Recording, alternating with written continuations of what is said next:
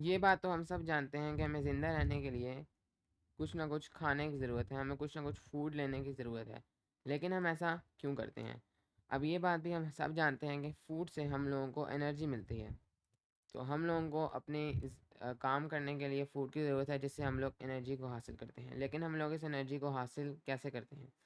तो जो भी हम लोगों के पास फूड है, वो डाइजेस्टिव सिस्टम के ज़रिए, डाइजेस्टिव सिस्टम के मुख्तलिफ पार्ट्स के ज़रिए और लिवर के ज़रिए हमारा तकरीबन 99% जो खाना है वो हम लोगों के पास ग्लूकोज में कन्वर्ट होकर दिया जाता है। तो ग्लूकोज में कन्वर्ट कर दिया जाता है, जो कि सबसे सिंपलेस्ट फॉर्म ऑफ कार्बोहाइड्रेट्स हैं।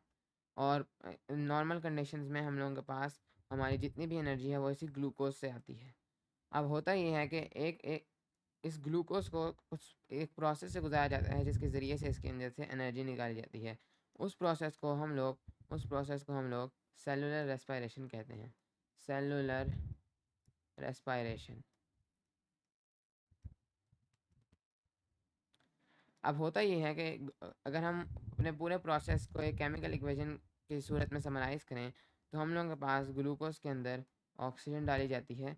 ग्लूकोज ऑक्सीजन के साथ एक किस्म का रिएक्ट करता है, और वैसे रिएक्ट तो नहीं करता, लेकिन ग्लूकोज और ऑक्सीजन ऑक्सीजन हम लोग इस प्रोसेस के अंदर देते हैं, इनपुट देते हैं, तो हम लोगों को मिलती है carbon dioxide, carbon dioxide, water और एनर्जी।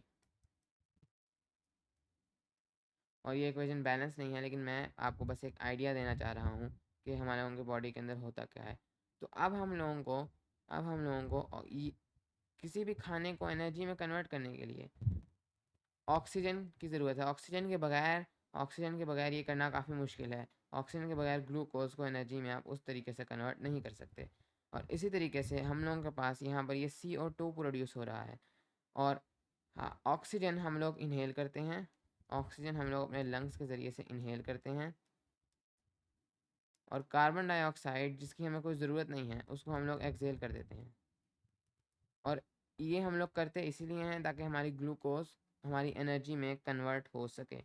ऑक्सीजन लेने का यही फ़ायदा है कि हम लोग अपने खाने को एनर्जी में कन्वर्ट कर पाते हैं, और CO2 एक्सहेल करने का ये फ़ायदा है कि ये हमारा एक बाय प्रोडक्ट है, जो कि ग्लूकोज को एनर्जी में कन्वर्ट करने के साथ साथ बनता जाता है, और ये बनना ज़रूरी है इसको इसमें कन्वर्ट करने के लिए, और इसकी हमें कोई ज़रूरत नहीं, तो हम इसको एक्सहेल कर देते हैं। अब हम जिस जिस मैकेनिज़्म के ज़रिए से इनहेल और एक्सहेल करते हैं, उसको उसको हम लोग रेस्पायरेशन कहते हैं। उसको हम लोग रेस्पायरेशन कहते हैं। और अब आप कंफ्यूज हो सकते हैं कि एक तो ये रेस्पायरेशन है, और दूसरा ये रेस्पायरेशन है, तो ये दोनों बिल्कुल डिफरेंट चीज़ें हैं। सेल्यूलर रेस्पायरेशन एक किस्म का वो प्रोसेस है जिसके ज़रिए से आप लोग खाने को एनर्जी में कन्वर्ट करते हैं। लेकिन रेस्पायरेशन वो प्रोसेस है जिसके ज़रिए से आप लोग इसके लिए ऑक्सीजन ऑक्सीजन प्रोवाइड करते हैं, और कार्बन डाइऑक्साइड का जो वेस्ट है उसको बॉडी से बाहर निकालते हैं। तो जो इनहेल है, जो जिसके अंदर हमारे पास लंग्स मौजूद होते हैं, जो ऑक्सीजन को इनहेल करता है और कार्बन डाइऑक्साइड को एक्सहेल करता है, हम उस रेस्पायरेशन की बात कर रहे हैं। ये दोनों रेस्पायरेशन, लेकिन ये बिल्कुल डिफरेंट चीज़ है और ये बिल्कुल डिफरेंट चीज़ है। और इस रेस्पायरेशन को सेल्यूलर रेस्पायरेशन से डिफ्रेंशिएट करने के लिए फिजियोलॉजिकल फिजियोलॉजिकल रेस्पायरेशन भी कहते हैं। और ये फिजियोलॉजी से निकला है, जिसके अंदर हम डिफरेंट ह्यूमन सिस्टम्स को स्टडी करते हैं। तो हम लोगों के पास जो फिजियोलॉजिकल रेस्पायरेशन है वो बेसिकली उसको हम लोग दूसरे अल्फाज में रेस्पिरेटरी सिस्टम भी कह सकते हैं। रेस्पिरेटरी सिस्टम, जो कि सेल्यूलर रेस्पायरेशन से अगेन बिल्कुल मुख्तलिफ है। और रेस्पिरेटरी सिस्टम का एक और दूसरा नाम पल्मनरी सिस्टम भी है। Pulmonary system. और बल्कि बल्कि ये पल्मोनरी है, पल्मोनरी सिस्टम। तो PULMONARY, पल्मोनरी सिस्टम। चलिए, अब आज की इस वीडियो में मैं जो करना चाहता हूँ वो आपको इस रेस्पिरेटरी सिस्टम का एक बेसिक ओवरव्यू देना है। हम लोग ज़्यादा डिटेल में आने वाली वीडियोस में जाएंगे, लेकिन इस वीडियो में मैं आपको एक अप्रिसिएशन देना चाहता हूँ कि बेसिकली ये सिस्टम क्या है, ताकि आने वाली वीडियोस में आपको आपके जहन में एक माइंड मैप हो कि ये बेसिकली काम किस तरह से करता है। तो यहाँ पर हम लोग शुरू होते हैं अपनी नाक से और अपने मुंह से। जैसे ही हम लोग हवा को इनहेल करते हैं, यानी कि हम लोग एटमॉस्फेयर जो हमारी हवा है उसके ज़रिए से हमने ऑक्सीजन लेनी है। हमारा जो ग्लूकोज को ऑक्सीजन में ग्लूकोज को एनर्जी में कन्वर्ट करने का अमल है वो शुरू होने वाला है। हमें ऑक्सीजन चाहिए। सबसे पहले हम लोग शुरू होते हैं यहाँ पर, हम लोग यहाँ पर शुरू होते हैं और ये मेरी ड्राइंग स्किल्स को टेस्ट करने वाला है। तो यहाँ पर तकरीबन इस तरीके से, कुछ इस तरीके से यहाँ पर हम लोगों की नाक है, थोड़ा सा कुछ इस तरीके से, कुछ इस तरीके से हम लोगों के पास हमारा हमारा मुंह है। अब क्या होता है कि हम लोग हवा को दो तरीके से इनहेल कर सकते हैं। अब यहाँ पर आगे जाकर इस तरीके से होता है। तो यहाँ पर हम लोगों के पास ये जो हमारा मुंह है, इसके पीछे ये जो जगह बनती है, इसको हम लोग कहते हैं ओरल कैविटी। Oral cavity. और ये जो हम लोगों के पास जगह है जो नाक के पीछे है, इसको हम लोग कहते हैं नेज़ल कैविटी। Nasal cavity. अब क्या होता है कि हम लोगों के पास जैसे ही मुंह खुलता है तो आगे ओरल कैविटी है, जहाँ पर हम लोगों के पास हमारी ज़बान है, दांत वगैरह हैं। और जैसे ही नाक हम लोगों की ख़त्म होती है तो उसके बाद हमारे पास ये एक ऊपर नेज़ल कैविटी है। और ये दोनों आगे जाकर एक पॉइंट पे मिल जाते हैं। आप देख सकते हैं यहाँ पर नेज़ल कैविटी और ओरल कैविटी पीछे जाकर हमारी जो है थ्रोट में एक किस्म के मिल रहे हैं। और ये जो जगह है जहाँ पर ये मिलते हैं, यहाँ से हम लोगों के पास फेरेंक्स शुरू हो जाता है। फेरेंक्स और फेरेंक्स शुरू हो जाता है।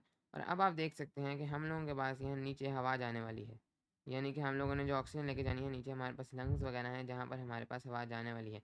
अब हम लोग दोनों तरीके से हवा को इनहेल कर सकते हैं। हम लोग इधर से भी जा सकते हैं और हम लोग इधर से भी जा सकते हैं, क्योंकि दोनों सूरतों में उसने एक ही जगह जाना है। इसलिए आप अपनी नाक से भी हवा को अंदर ले सकते हैं और अपने मुँह से भी हवा को अंदर ले सकते हैं, लेकिन हमेशा रिकमेंड यही किया जाता है कि आप अपनी नाक से हवा को अंदर लें। और उसका रीज़न बड़ा ही सिंपल है, क्योंकि नाक के अंदर स्पेशल मैकेनिज़म्स होते हैं जिनको हम आने वाले वीडियो में बहुत डिटेल से देखेंगे, जो कि आपकी ब्रीदिंग में मदद करते हैं। अब आगे जाकर हम लोगों के पास यहाँ पर फेरेंक्स आ गया है, जिसको हम लोग एक दूसरे तरीके से डिफ़ाइन कर सकते हैं। फेरेंक्स एक कॉमन पैसेज है, एक कॉमन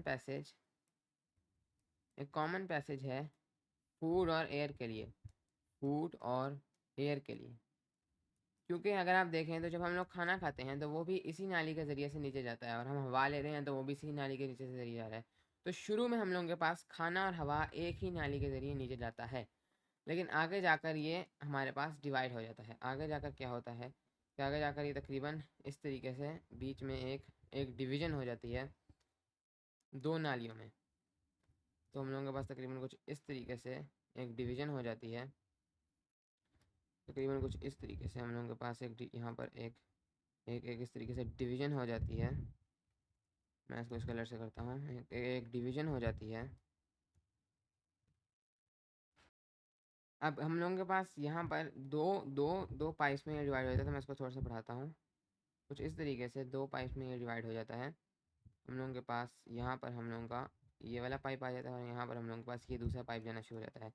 एक हम लोगों के पास खाने का पाइप बन जाता है, जिसको हम लोग कहते हैं एसोफेगस। और दूसरी तरफ हम लोगों के पास हमारा जहाँ पर हवा आगे कंटिन्यू हो जाती है, वो हम लोगों के पास कहलाता है ट्रैकिया, जिसको हम लोग विंड पाइप भी कहते हैं। अब ट्रैकिया के ऊपर जैसे ही यहाँ पर ये डिवीजन हुई है, यहाँ पर एक स्ट्रक्चर मौजूद होता है, जो एक हॉलो टाइप स्ट्रक्चर होता है, जहाँ पर यहाँ पर हम लोगों के पास ये इस तरीके से एक स्ट्रक्चर मौजूद होता है। इसको हम लोग कहते हैं लैरिंक्स। ये बिल्कुल ट्रैकिया जहाँ से शुरू होता है, इसको हम लोग कहते हैं लैरिंक्स। और ये लैरिंक्स, जिसको हम लोग दूसरे अल्फाज में आपका वॉइस बॉक्स भी कहते हैं। तो इसके अंदर वोकल कॉर्ड्स होती हैं, दो वोकल कॉर्ड्स। और इसके बारे में भी हम लोग आने वाली वीडियोस में बहुत डिटेल से पढ़ेंगे, लेकिन यहाँ पर बेसिकली जो भी हम आवाज़ हमारी आ रही है, जैसे मैं भी बोल रहा हूँ तो एयर अंदर जा रही है और यहाँ पर वाइब्रेशन हो रही है, और एक ठीक फ्रीक्वेंसी से वाइब्रेशन होगी और ठीक फ्रीक्वेंसी से आवाज़ प्रोड्यूस होगी। अभी भी हवा अंदर जा रही है, इस वजह से मैं बोल पा रहा हूँ, और ये लैरिंक्स है। और जो लैरिंक्स के अंदर वाली स्पेस है, मैं यहाँ पर कहता हूँ, ये इंपॉर्टेंट टर्म है। ये जो जहाँ पर जो ट्रैकिया का आप कह सकते हैं कि शुरुआत भी जहाँ से होती है, जो ऊपर वाला हिस्सा है ट्रैकिया का, यहाँ इसके अंदर जो ये हॉलो स्पेस है, इसको हम लोग कहते हैं ग्लॉटिस। और यहीं पर हम लोगों के पास एक इम्पॉर्टेंट स्ट्रक्चर मौजूद होता है, जो कि कुछ इस जगह पे होता है। हम लोगों के पास यहाँ एक इम्पॉर्टेंट स्ट्रक्चर है कुछ इस जगह पे, इस तरीके से। और ये क्या करता है कि इसको हम लोग कहते हैं एपिग्लॉटिस। एपी मीन्स के जो किसी चीज़ के ऊपर हो, ग्लॉटिस के ऊपर है, तो इस स्ट्रक्चर को हम लोग कहते हैं एपिग्लॉटिस। एपिग्लॉटिस। अब ये क्या करता है कि हम लोगों के पास यहाँ से खाना भी आ रहा है और हवा भी, यहाँ पर हम लोगों के पास हवा भी आ रही है और खाना भी आ रहा है। अब जाहिर है अगर खाना हवा वाली नाली में चला जाए तो काफ़ी मसला बन सकता है, क्योंकि इस तरीके से हवा वाली नाली फंस सकती है और आप मर भी सकते हैं। तो अब यहाँ पर एपिग्लॉटिस का क्या फंक्शन होता है कि एपिग्लॉटिस, जैसे ही आपका खाना यहाँ पर पहुँचता है, आपने कुछ खाया, जैसे ही यहाँ पर आपका खाना पहुँचा, तो एपिग्लॉटिस एक लिड की तरह से, एक लिड, एक ढकने की तरह से पहले ही कुछ इस तरह से होता है, खुला हुआ होता है, क्योंकि हवा ने भी जाना है, अभी इसने हवा को बंद किया हुआ है, तो इस तरीके से बंद हो जाता है, ताकि अब हवा थोड़ी देर के लिए, जैसे ही आप उसी मोमेंट पे जब आपका खाना अंदर जाता है, ये बंद हो जाता है, ताकि खाना इधर ना जाए, बल्कि खाना डायरेक्ट नीचे गुजर जाए, फिर ये वापस खुल जाता है, ताकि हवा ने भी तो अंदर जाना है। फिर इस तरीके से ये मैकेनिज्म चलता रहता है, बंद होता है, खुलता है। और कभी कभी अगर आप तेज़ी से खाएं, तो भी ये इतनी जल्दी बंद नहीं हुआ होता, तो आपका खाना अक्सर इधर भी चला जाता है और इससे आपको खांसी आती है, क्योंकि जैसे ही नीचे जाता है, इस अगर विंड पाइप में गलती से आ जाए, तो आपके कुछ मैकेनिज़म्स हैं जो खाने को यहाँ से फिर वापस ऊपर भेजते हैं, इस तरीके से धक्का लगाते हैं, तो उससे आपको फिर खांसी आती है, उससे आपको फिर कफ्स आते हैं। और इस स्ट्रक्चर्स को भी हम आने वाली वीडियोस में बहुत डिटेल से समझेंगे। अब नीचे चलते हैं, तो ट्रैकिया में अब हम लोग नीचे बढ़ते चलते जाते हैं, क्योंकि एपिग्लॉटिस तो डाइजेस्टिव सिस्टम का हिस्सा है। अब आगे ट्रैकिया चलता जाता है और हवा इसके ज़रिए से नीचे आती जाती है। अब ट्रैकिया जो एसोफेगस है वो काफ़ी एक फ्लेक्सिबल सा स्ट्रक्चर है, लेकिन जो ट्रैकिया है हम लोगों के पास, वो इतना फ्लेक्सिबल नहीं, बल्कि काफ़ी तौर पर फिक्स्ड स्ट्रक्चर है, क्योंकि इसके गिर्द हम लोगों के पास एक बोन की एक किस्म मौजूद होती है, जिसको हम लोग कार्टिलेज कहते हैं। ये बिल्कुल बोन तो नहीं होती, लेकिन इस किस्म की एक कार्टिलेज होती है, जिसके चारों तरफ, ये जो अगर ट्रैकिया का पाइप है, तो इसके चारों तरफ इस तरीके से हम लोगों के पास ये कार्टिलेज मौजूद होता है, जिसका मेन फंक्शन हम लोगों के पास यही है। इसका मेन फंक्शन हम लोगों के पास यही है कि वो इस ट्रैकिया को रिजिड रखता है, एक फर्म पोजीशन में रखता है। ट्रैकिया को वो ये रिजिड रखता है और एक फर्म पोजीशन में रखता है। कुछ इस तरीके से हम लोगों के पास ये फ्रंट व्यू है। तो यहाँ पर हम लोगों के पास कार्टिलेज मौजूद होता है और इसके ये पीछे भी जा रहा है, और पूरे इसके पाइप के इर्द गिर्द, जैसे कि अगर ये पाइप है तो इसके पूरे इर्द गिर्द ये कार्टिलेज हम लोगों के पास मौजूद होता है। अब इस तरीके से हम लोगों के पास ये कार्टिलेज मौजूद है और ट्रैकिया को ये एक फर्म पोजीशन में रखता है, और यहाँ से हम लोगों के पास हवा नीचे जाती है। अब ट्रैकिया नीचे जाता जाता है और यहाँ तक के, और मुझे उम्मीद है आपको इस बारे में काफ़ी इन्फॉर्मेशन पहले से भी होगी, या आप लोग इस बारे में सोच तो लाजमी चुके होंगे कि आगे जाकर ट्रैकिया हम लोगों के पास दो दो दो पाइप में डिवाइड कर जाता है। और ये तो आप में से हर किसी को पता होना ही चाहिए, और पता होगा भी, कि हम लोगों के पास हमारी बॉडी में दो लंग्स मौजूद होते हैं। तो ट्रैकिया दो दो दो जो है पाइप्स में डिवाइड हो चुका है, और इन दोनों जो पाइप्स हैं, इनको कहा जाता है, जिनमें ट्रैकिया बाद में जाकर डिवाइड होगा, इनको कहा जाता है ब्रोंकाई। और ये जो ब्रोंकाई है, इनमें से हर एक को एक ब्रोंकस कहा जाता है, और ये हर ब्रोंकाई एक एक लंग में जाके घुस जाता है। तो ये आगे से इस तरीके से, और ये आगे से इस तरीके से कुछ, ये एक लंग है हम लोगों के पास, और इसका कलर से आप परेशान ना हो, क्योंकि मैं रैंडम कलर्स चूज़ कर रहा हूँ, कुछ इस तरीके से। और मैं आपको ये बताया चलूँ कि मेरी ड्राइंग कोई इतनी अच्छी नहीं है। कुछ इस तरीके से हम लोगों के पास ये हमारा लंग है, और हम लोगों के पास यहाँ पर हमारा दूसरा लंग मौजूद है।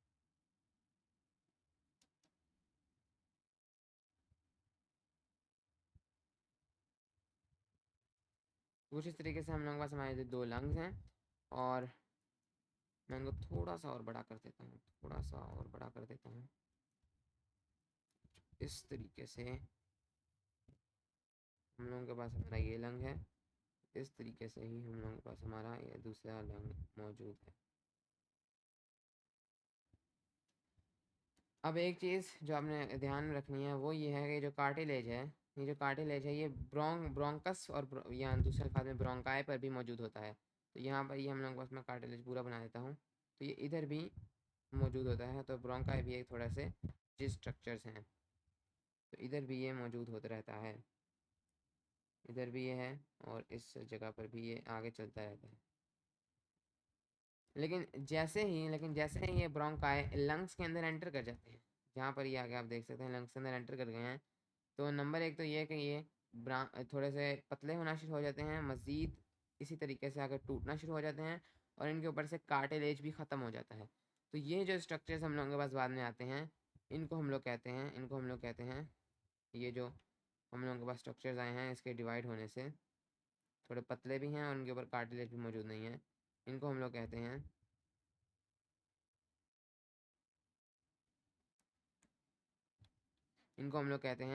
ब्रोंकियोल्स।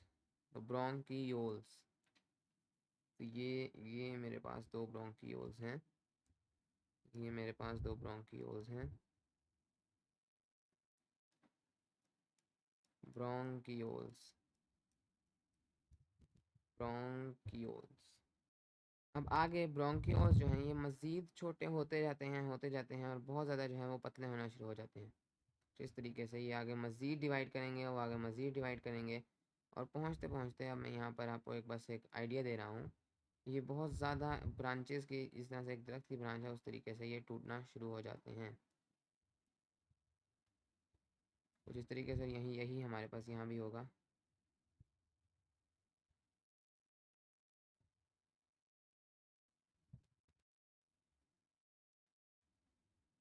इस तरीके से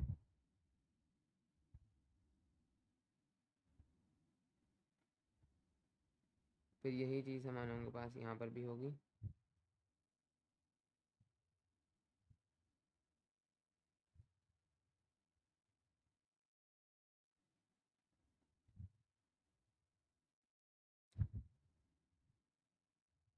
यहाँ पर भी हम लोगों के पास ये पूरे लंग्स के अंदर इनका नेटवर्क मौजूद होता है।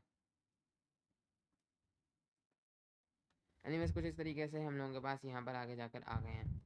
अब हम लोगों के पास क्या होता है कि एंड में जाकर इन ब्रोंकियोल्स के एंड में जाकर हम लोगों के पास बहुत इंपॉर्टेंट स्ट्रक्चर्स हैं जिनको हम लोग बोलते हैं एल्वियोलाई। कुछ इस तरीके से एयर सैक्स हैं, कुछ इस तरीके से एयर सैक्स हैं जो कि गुच्छे में एक के एंड में गुच्छे में है, एक के एंड में गुच्छे में है। इस तरीके से हम लोगों के पास ये एयर सैक्स हैं जिनको हम एल्वियोलाई कहते हैं। मैं हर नहीं बनाऊंगा, बस थोड़े से आपको एक आइडिया देने के लिए बना रहा हूँ यहाँ पर।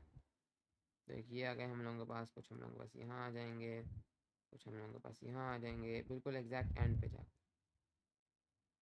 और ये इन सब में मौजूद होंगे। मैं बस थोड़ा बना रहा हूँ, पूरे लंग्स में ये फैले होते हैं। अब एक चीज़ जो जहन में रखना बहुत ज़्यादा इंपॉर्टेंट है वो इनका साइज़ है। जो जो हम लोगों के पास एल्वियोलाई हैं और मैंने यहाँ पर इनको मैं लेबल कर देता हूँ, इनको हम लोग कहते हैं एल्वियोलाई। तो इनको हम लोग कहते हैं एल्वियोलाई, एल्वियोलाई जिसकी सिंगुलर हम लोगों के पास है एल्वियोलस।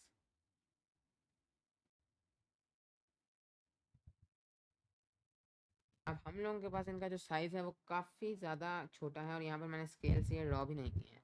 अब मैंने तो इनको काफ़ी बड़ा बनाया है, लेकिन अगर मैं यहाँ पर एक ये मैं गुच्छे को थोड़ा जूम इन करूँ कुछ इस तरीके से, तो इनका जो डायामीटर है वो रफली हम लोगों के पास होता है तकरीबन 200 से लेकर 300, 200 से लेकर 300 माइक्रोमीटर्स तक, 200 से लेकर 300 माइक्रोमीटर्स जितना होता है, जिनको हम लोग माइक्रॉन्स भी कहते हैं। और एक माइक्रोमीटर का मेन मतलब है एक मिलीमीटर का 1000 हिस्सा। और यहाँ पर हम लोगों के पास 200 से 300 बके इसको विजुअलाइज करने का बहुत आसान तरीका है। ये हम लोगों के पास तकरीबन है 1/5 ऑफ अ मिलीमीटर।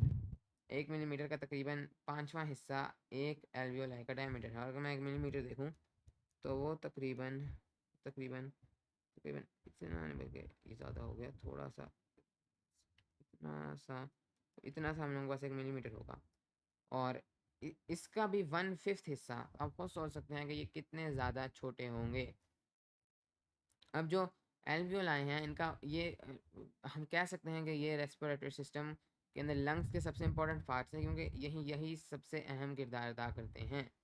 अब होता क्या है कि अगर अगर ये मेरे पास एक एल्वियोलाई है, मैं यहाँ पर बनाता हूँ और यहाँ पर मेरे पास एक ब्रोंकियोल आ रहा होगा। मैं इनको थोड़ा सा और बना देता हूँ। अब होता क्या है कि ये जो मेरे पास ब्रोंकियोल आ रहा है ये अपने साथ हवा लेके आएगा और ये हवा इस तरीके से इन एल्वियोलाइज में जाती है, फिर यहाँ पर ये इनका आखिरी पॉइंट है, इससे आगे हवा नहीं जाती है आपकी, फिर इस एल्वियोलाई में जाती है, इस एल्वियोलाई में, इस एल्वियोलाई में। और जो एल्वियोलाई का मेन फंक्शन है वो है इस हवा में से ऑक्सीजन सारी को ले लेना और इसमें CO2 को वापस डालना, और वो CO2 वही O2 को लेना। O2 को किस मकसद के लिए लेना कि ग्लूकोज के अंदर हम लोग O2 को उस प्रोसेस के अंदर डाल सकें, और जो CO2 है उसको हम लोगों ने वापस निकालना है, तो वो CO2 यहाँ आती है और इसके अंदर हम लोग इस हवा के अंदर से हम ऑक्सीजन निकाल के CO2 वापस कर देते हैं और ये हवा वापस से बाहर को निकल जाती है, और इस तरीके से हम लोगों के पास इनहेलेशन और एक्सहेलेशन होती है। अब अभी प्रोसेस होता कैसे है? सबसे पहले तो आप सोच सकते हैं कि इनका तो डायमीटर इतना छोटा सा है, तो इतना छोटे से डायमीटर के साथ ये कैसे हवा को एब्जॉर्ब करेंगे?